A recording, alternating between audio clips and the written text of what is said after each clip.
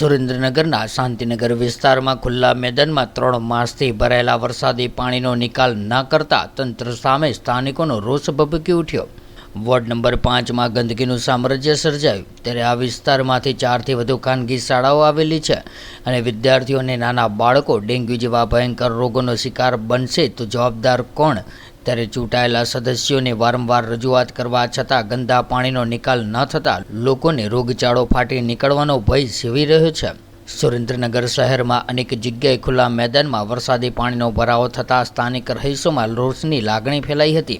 ત્યારે હાલ ચોમાસાની ઋતુ પૂરી થયાને ખાસો સમય વીતવા છતાં પણ ઠેક ઠેકાણે વરસાદી પાણીના તળાવો જોવા મળી રહ્યા છે અને આ વરસાદી પાણીનો તંત્ર દ્વારા નિકાલ ન કરતા ભયંકર રોગચાળો ફાટી નીકળવાનો ભય પણ સતાવી રહ્યો છે। ત્યારે સુરેન્દ્રનગર શહેરના વોર્ડ નંબર 5માં અને શાંતિનગર વિસ્તારની સામે 3 માસથી વરસાદી પાણીનો ભરાવો થયો છે અને ચૂંટાયેલા સદસ્યોને વારંવાર સ્થાનિક રહીશો દ્વારા રજૂઆત કરવા છતાં પણ આંખ આડા કાન કરી રહ્યા હોય તેવો ઘાટ સર્જાયો છે। જ્યારે તંત્ર દ્વારા ખુલ્લા મેદાનોમાં ભરાયેલા વરસાદી પાણીના નિકાલ માટે કોઈ પણ કાર્યવાહી કરવામાં ન આવતા લોકોમાં રોષ વ્યાપી ગયો છે। જ્યારે શાંતિનગર વિસ્તારની આજુબાજુ 4થી વધુ ખાનગી શાળાઓ આવેલી છે જેમાં હજારોની સંખ્યામાં વિદ્યાર્થીઓ પોતાનું ઉજળું ભાવિ બનાવવા માટે અભ્યાસ માટે આવતા હોય છે, પરંતુ આ સ્કૂલની આજુબાજુના ખુલ્લા મેદાનમાં 3 માસ થવા છતાં પણ વરસાદી પાણીનો નિકાલ ન થતાં ગંદકીનું સામ્રાજ્ય સર્જાયું છે। ત્યારે આ ગંદા પાણીથી પાણીજન્ય રોગો તેમજ ડેન્ગ્યુ જેવા ભયંકર રોગોનો શિકાર બનશે તો કોણ જવાબદાર? જેવો એક મોટો સવાલ ઊભો થવા પામ્યો છે। ત્યારે વોર્ડ નંબર 5માં રહેતા સ્થાનિક રહીશોને ગંદકીના ગંજથી રોગચાળો ફાટી નીકળવાની દહેશત પણ ઘેર માંદગી સાથે ખાટલા ખડકાય તેવા એંધણ પણ વર્તાઈ આવે છે।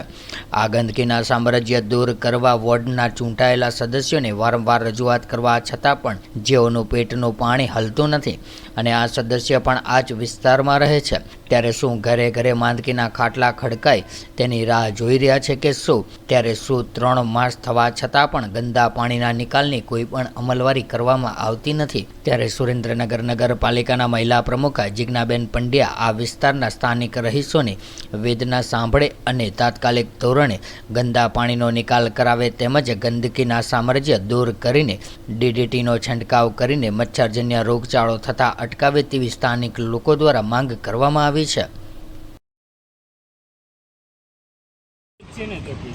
હા ભાઈ,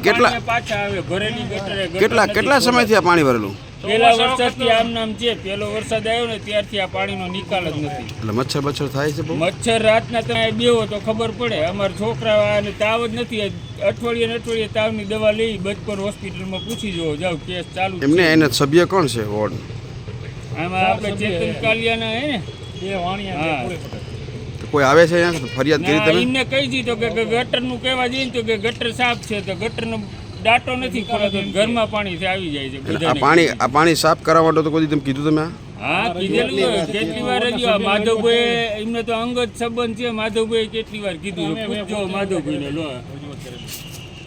તમે કેટલી વખત રજૂઆત કરેલી? 4-5 વખત ઘણી વાર કરેલી। અને વોર્ડ નંબર કયો છે? 4 છે ને? 5 વિસ્તાર કયો કહેવાય? શાંતિનગર સામે સનફ્લાવર સ્કૂલ સામેનો વિસ્તાર। અહીંયા કેટલી સ્કૂલ આવી આજુબાજુમાં? 4 સ્કૂલ છે। 4 સનફ્લાવર, બચપન, સનફ્લાવર, નવી SP, ઓમકાર 4 છે। શાંતિનગર એરિયા આવી જાય।